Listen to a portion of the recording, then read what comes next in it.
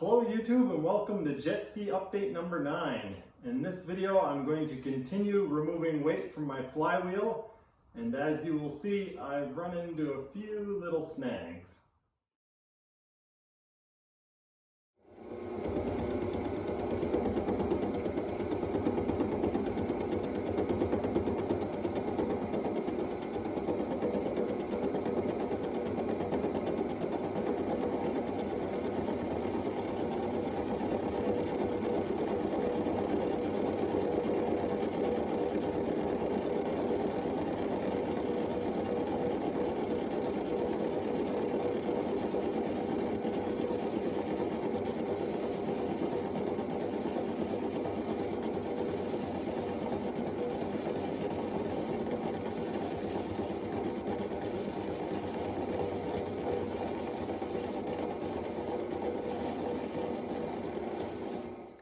So I'm not sure how clear that was, but the idea is I have the compound set to a 4-degree angle. I'm cutting a little bit of a taper. It's going to be 40 thou thinner at this edge and no thinner at this edge. So I'm gradually taking more material off as I go towards this edge. So for your viewing pleasure, I'm turning the light on my camera. This will be the last pass.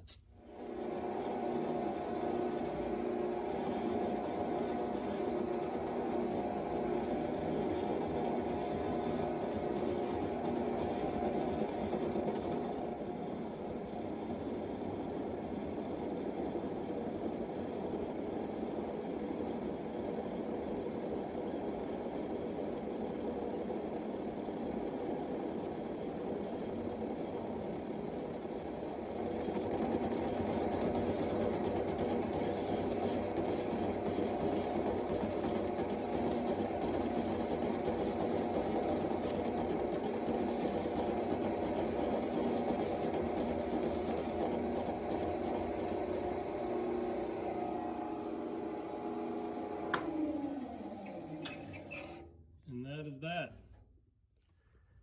So now that I have it turned down to where I want it, you can see the welds are substantially bigger than the holes that they filled.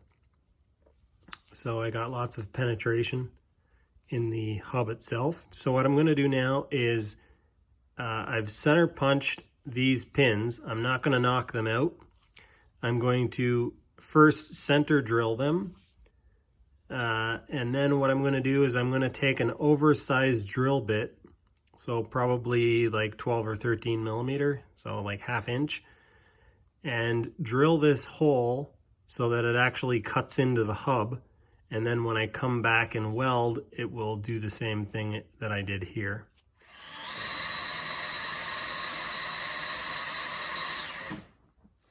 All right, we'll try this size bit.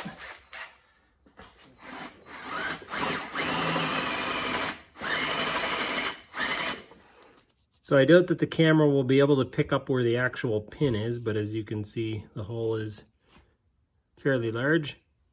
So now I'm just going to fill that in with weld and make sure that I get good penetration. And then I'll machine it down again. Quick couple of these, and chipping off some of the straggler balls. Yeah, this is what it looks like. So now I'm going to pop it back into the lathe, knock these down, and then probably call it a night. And this is what it looks like after it's been in the lathe again. You can see the welds are all turned down flush. In order to lighten my flywheel for my jet ski, I made this tapered arbor to mount it on in the lathe so I could turn the flywheel down accurately and safely.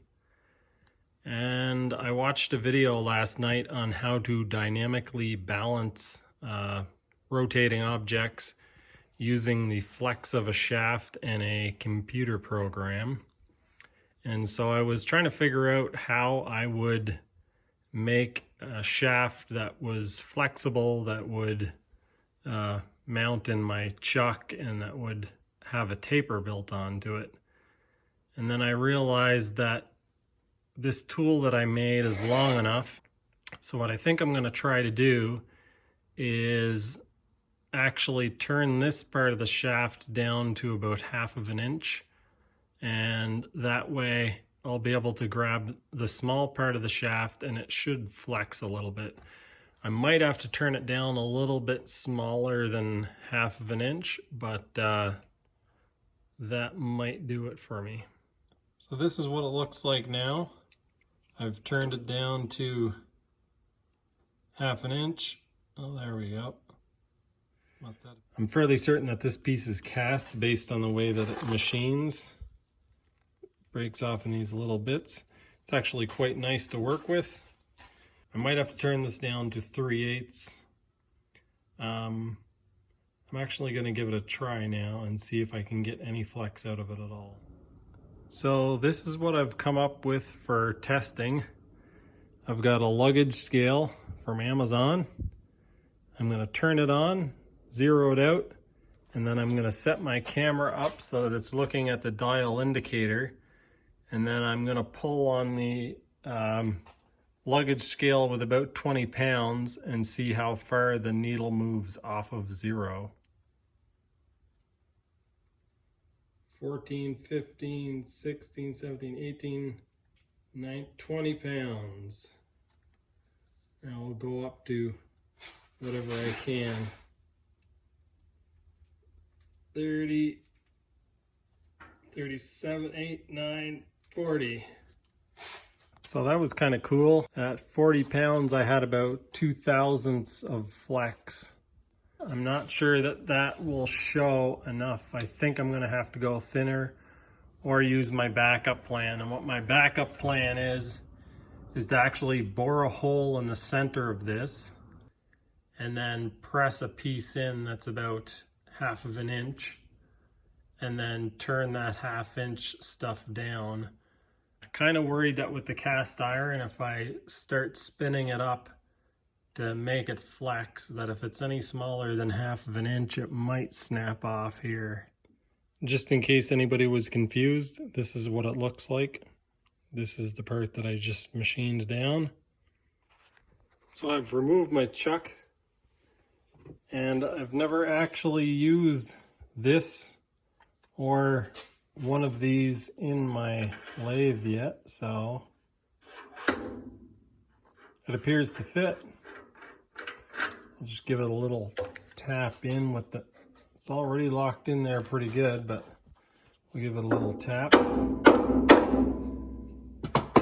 I should really have a drawbar that goes through here to attach to it, but I'm a little impatient and I want to try this, so let's see what happens. All right, we'll just screw that in there loosely.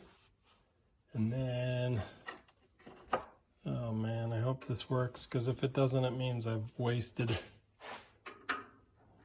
half a day. That goes like that. Well, that's quite unfortunate. Despite my best attempts, I'm not able to get this to work. When I turned this down to 1/2 inch, I made sure that the nose of it, that the taper, and that this were all concentric. And I flipped it around, set it so that there was 0 run out here, and then I turned this down.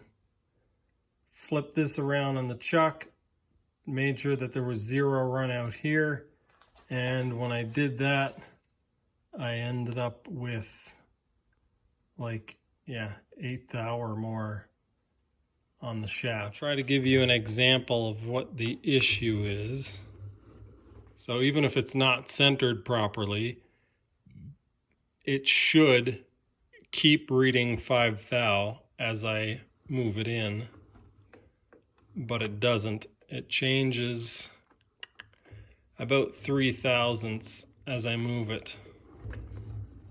I'll turn it 90 degrees and try it again.